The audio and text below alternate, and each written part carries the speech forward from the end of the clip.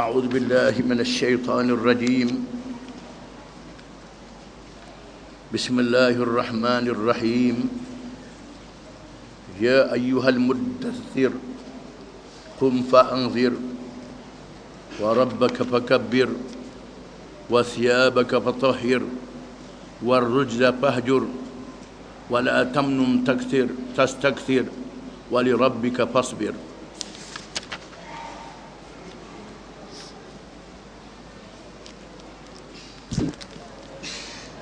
Dengan nama Allah yang Maha Pemurah lagi Maha Mengasihani. Wahai orang yang berselimut, bangunlah serta berilah peringatan dan amaran kepada umat manusia. Dan Tuhanmu, maka ucaplah dan ingatlah kebesarannya, dan pakaianmu maka hendaklah engkau bersihkan, dan segala kejahatan maka hendaklah engkau jauhi. Dan jangan engkau memberi sesuatu dengan tujuan hendak mendapat lebih banyak daripadanya. Dan bagi menjalankan perintah Tuhanmu, maka hendaklah engkau bersabar terhadap tentangan musuh.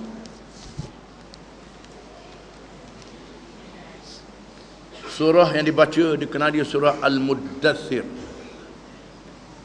Al-Muddathir dengan makna yang berselimut. Sama Al-Muzammil yang berselimut juga.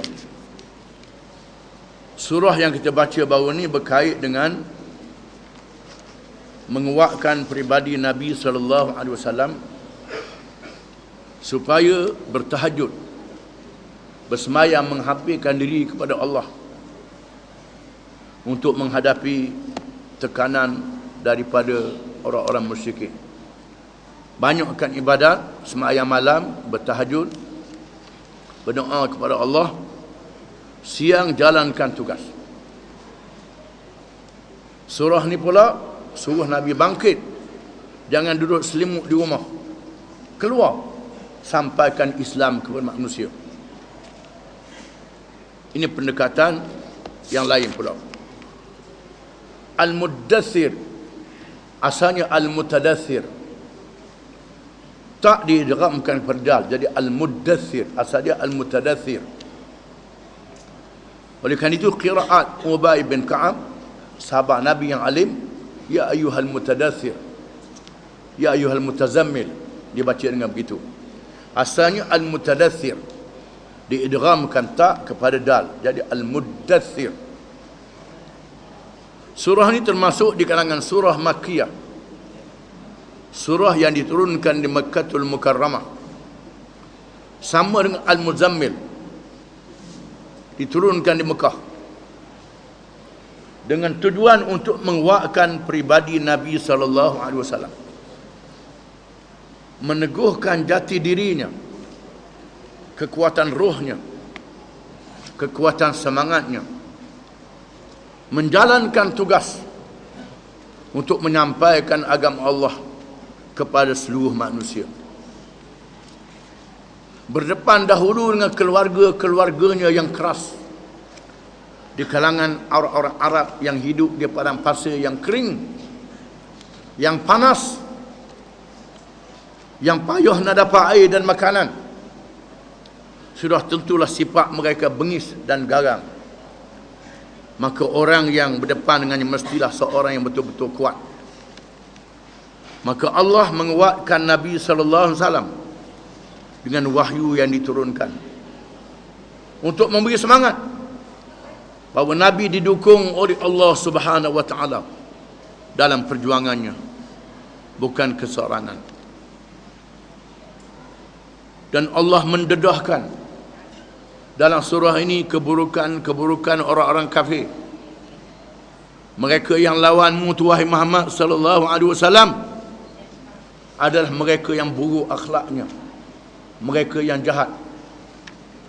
Jangan takut dengan puak-puak jahat ni, kerana Allah sentiasa bersama dengan orang-orang yang baik. Orang-orang jahat akan menerima balasannya. Wahai Muhammad SAW, jangan takut, sabar hadapi mereka.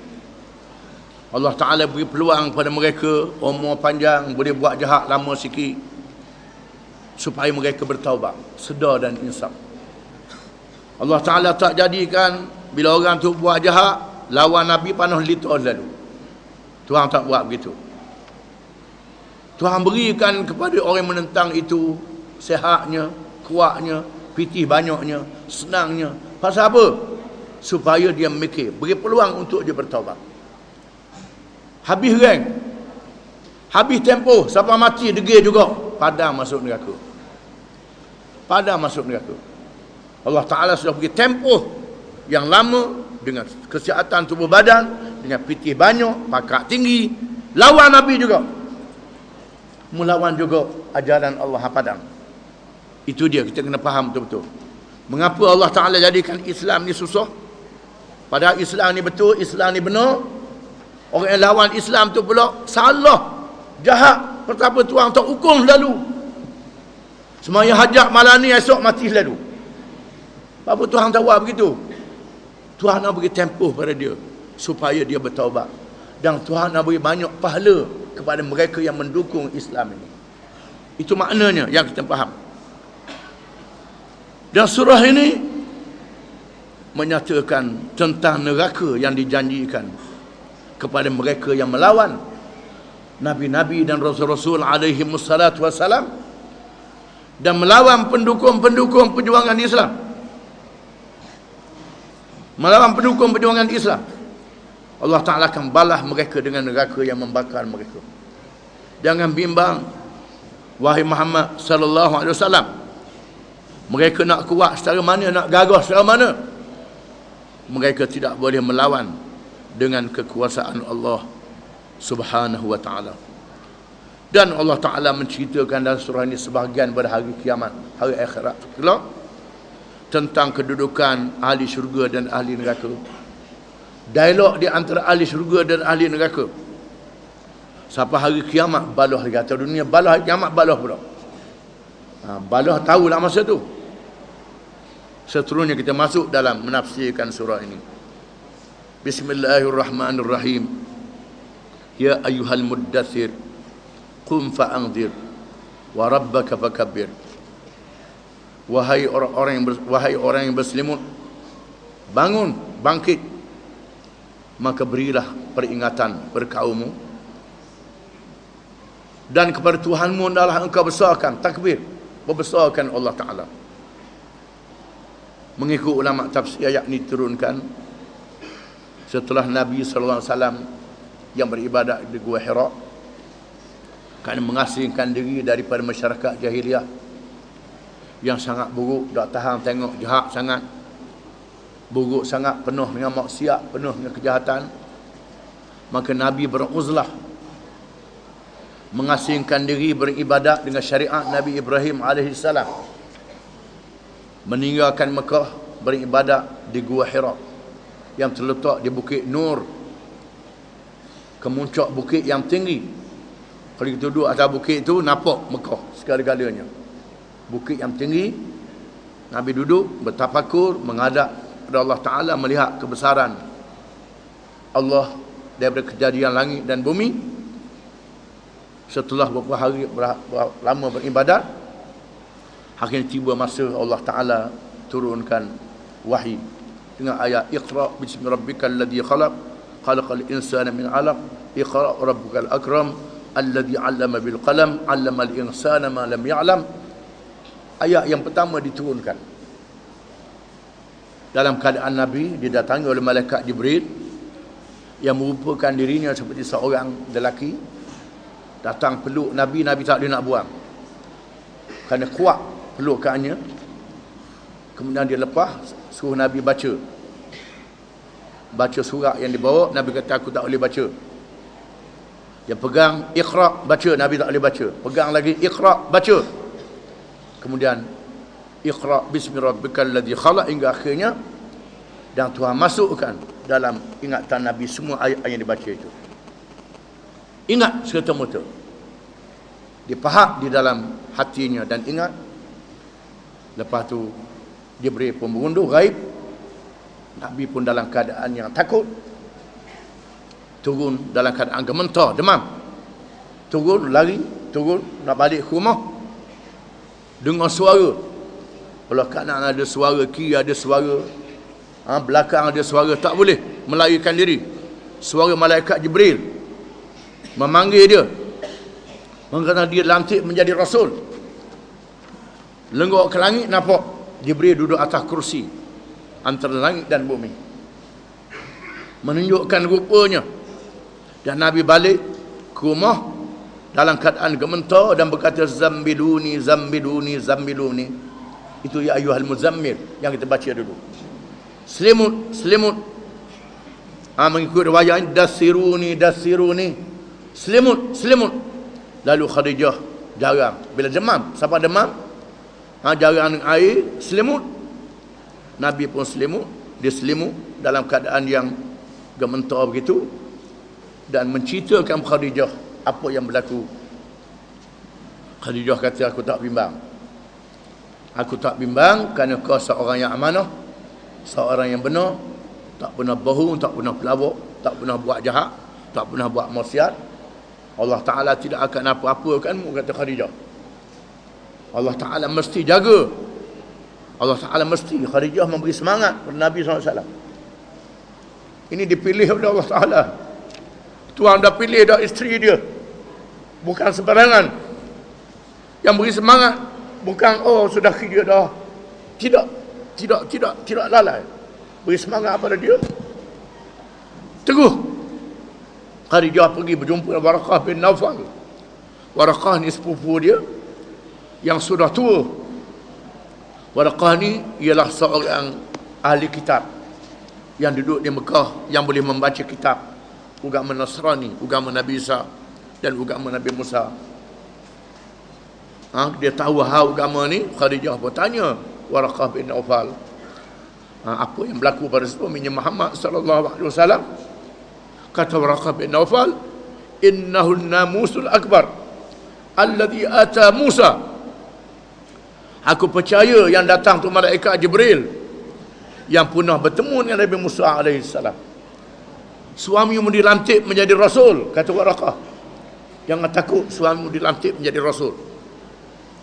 Mengikut riwayatnya, dalam keadaan Nabi berselimut di rumah, mari pula malaikat Jibril mewahyukan kepada, ya ayyuhal muddathir, wahai orang yang berselimut, qum, bangun, fa'anzir, beri peringatan pada kaummu, jangan duduk selimut di rumah. Bangun, menandakan Nabi dilantik menjadi rasul. Bukan untuk diri saja, mungkin bangun, selamatkan manusia seluruhnya. Qum, bangun, fa'anzir, anzir, beri peringatan, beri amaran. Amaran ni dalam perkara yang membahaya, yang menimpa, kalau tak ikut bahaya. Itu makna inzar. Inzar ni warning, amaran, awas. Beri amaran. Amaran kepada umat yang tidak beriman kepada Allah. Beri amaran kepada mereka, wa rabbaka fakabbir, dan terhadap Tuhanmu adalah besarkan Tuhan, muliakan Tuhan, besarkan Tuhan. Allahu Akbar, Allah yang maha besar. Ketahuilah wahai Muhammad bahawa segala kerajaan yang ada atas dunia ni kecil belaka. Bila sebut Allahu Akbar, Allah yang maha besar, tak ada yang lebih besar pada Allah Ta'ala. Allah yang maha besar. Segala yang besar yang ada atas dunia ni kecil belaka. Yang mana Allahu Akbar. Inilah makna yang kita kena faham. Bila sebut Allahu Akbar, kita nak semayang pun kena Allahu Akbar. Nak melontar jemrah, bismillah, Allahu Akbar. Bila dia menghadapi sesuatu, Allahu Akbar. Apa makna Allahu Akbar? Allah yang maha besar, Allah yang mempunyai kekuatan dan kebesaran yang tidak ada bandingan, tidak ada tandingan. Tidak ada siapa yang boleh melawan Allah Subhanahu Wa Taala. Semua kerajaan-kerajaan yang ada di atas dunia ni adalah habu yang halus di hadapan kebesaran Allah Subhanahu Wa Taala. Adapun dia boleh tunjuk kuasa dia buat zalim, igat orang, bunuh orang, macam-macam dia buat. Itu sementara waktu saja. Semua yang besar tu akan dicabut nyawa. Bila dicabut nyawanya, tak boleh nak buat apa. Dikambuh dalam tanah. Bila tiba masanya, raja ke presiden ke menteri ke siapa dia, akan tiba masa dicabut nyawa dia. Tak boleh lawan Allah Ta'ala. Cuma Allah Ta'ala beri tempoh dia, biar tunjuk X sekejap. Tunjuk tombol, tunjuk kaya, tunjuk kebesaran sekejap. Inilah makna Allahu Akbar. Wa rabbaka fakabbir, dan akan Tuhanmu wahai Muhammad, hendaklah perbesarkan Tuhan. Allahu Akbar. Allah yang maha besar, wahai Muhammad SAW. Wa thiyabaka fatahhir. Allah Ta'ala sebut, wahai orang yang berselimut. Mengapa tak sebut ya Muhammad? Wahai Muhammad, tak. Ya al-muzammil, wahai yang berselimut. Tak sebut ya Muhammad. Panggilan ni panggilan manja, panggilan kasih kepada Allah SWT pada Rasulnya Muhammad sallallahu alaihi wasallam. Tak sebut nama. Tak sebut nama. Dalam Quran ada 2 kali dia sebut nama Muhammad. Surah Muhammad. Kemudian dalam surah 2-3 kali je. Tak acak. Biasanya disebut dengan hamba, dengan wahai yang berselimut. Ya ayyuhal muddatsir, ya ayyuhal muzammil. Wahai orang yang berselimut. Ini panggilan kasih daripada Allah kepada hamba-Nya Muhammad sallallahu alaihi wasallam. Macam satu riwayat Nabi sebut pada Hudzaifah bin Al-Yaman, ya Nauman, wahai penidu. Hudzaifah masa perang Khandaq. Perang Khandaq iaitu perang Ahzab, ketika Madinah dikepung. Dikepung oleh bala tentera musyrikin yang bergabung dengan orang-orang Yahudi nak serang Madinah. Nabi suruh gali parit. Madinah telah dikepung di masa itu. Lalu Nabi pilih seorang sahabat suruh pergi mengintip. Sebab dia sanggup pergi masuk dalam musuh, senyap belaka. Sebab dia sanggup masuk dalam musuh, lalu Nabi tunjuk ke Hudzaifah bin Al-Yaman. Hudzaifah pergi. Hudzaifah pun masuk dalam musuh, dalam bala tentera Ahzab untuk mengintip. Duduk dalam bala tentera musuh jadi pengintip dalam keadaan yang sangat bahaya. Setelah mendapat maklumat, musim yang sejuk, Hudzaifah balik dalam keadaan kesejukan, selimut.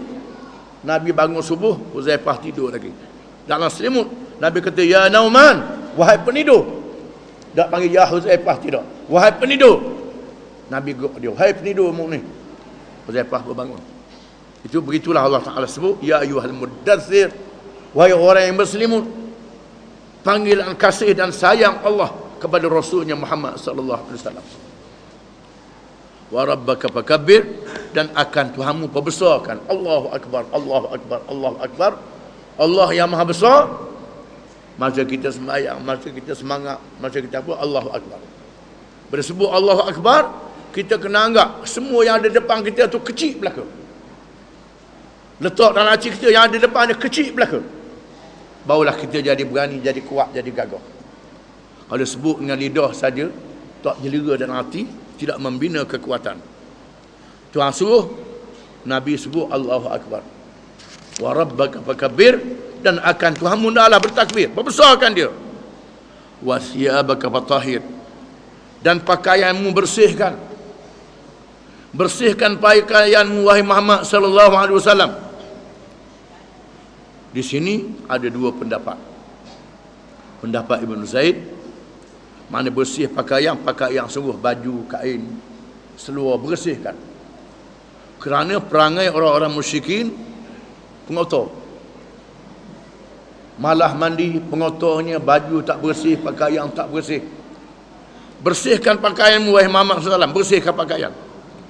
Mengikut Ibn Abbas radhiyallahu anhu, bersihkan hatimu. Bersihkan hatimu, sucikan hatimu daripada perasaan-perasaan kotor, perasaan yang buruk, akhlak-akhlak yang buruk, yang tak baik yang ada dalam hati, buangkan dalam hatimu wahai Muhammad sallallahu alaihi wasallam. Yang baiknya bersih belaka, pakaian pun bersih, hati pun bersih juga, dua-dua senang. Warrujza fahjur, dan segala yang keji, yang salah, yang tak betul tinggalkan. Terutamanya menyembah berhala. Amalan menyembah patung dan berhala, amalan syirik, amalan jahiliah, tinggalkan. Kerana la ilaha illallah, tidak ada Tuhan yang sebenar melainkan Allah. Tolak Tuhan-Tuhan yang lain daripada Allah Subhanahu Wa Taala. Kerana Tuhan-Tuhan yang lain daripada Allah tu semua bohong, sesak, mengarut, tak betul berlaku. Allah saja Tuhan, tak ada Tuhan yang lain. Allah saja Tuhan. Wala tamnun tastakthir.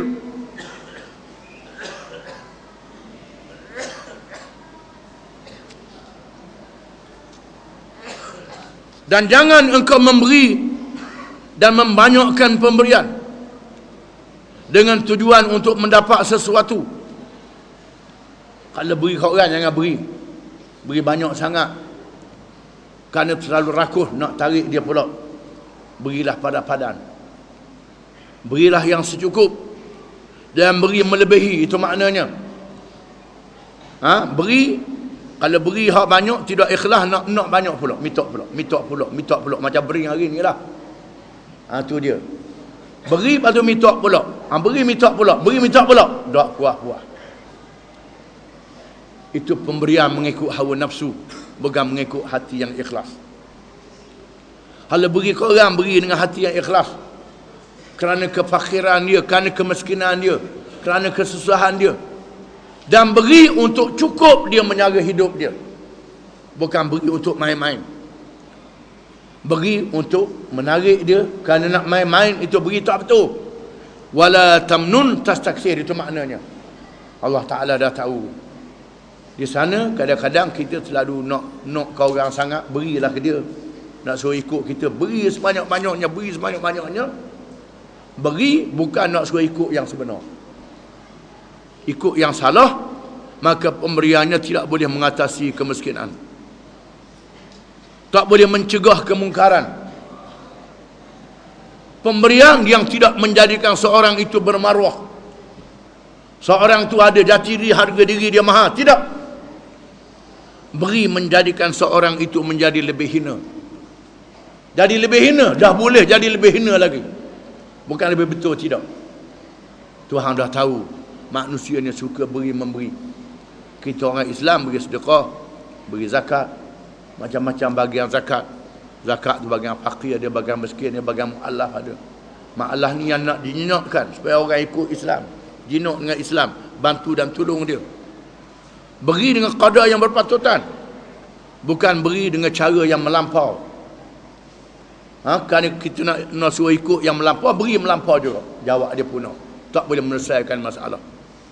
Allah Ta'ala telah mengajar Nabi SAW pada awal-awal lagi turun wahyi pada Nabi. Wahai Muhammad, kalau mau beri ke orang, beri mengikut yang patut, jangan beri yang tak patut. Beri kerana dia fakir, kerana dia miskin, kerana dia susah, kerana nak menjinakkan hati dia dengan Islam. Jangan beri dengan tujuan-tujuan yang lain, tujuan yang kotor, tujuan yang jahat. Wali rabbika fasbir, dan kerana Tuhanmu hendaklah engkau bersabar, Muhammad sallallahu alaihi wasallam. Bersabarlah dalam menghadapi kejahatan kaum. Orang kata kamu macam-macam, cacimu macam-macam, hinamu macam-macam, memalukanmu macam-macam. Sabar wahai Muhammad, dan akan tiba masanya menyeksamu, termasuk menyeksa tubuh badan, boleh berlaku juga. Wasbir, sabarlah wahai Muhammad, akan tiba masanya Allah Ta'ala akan memberi kemenangan kepadamu. Selepasnya Allah Ta'ala sebut tentang hari kiamat untuk memberi amaran kepada mereka yang melawan. Wallahu a'lam.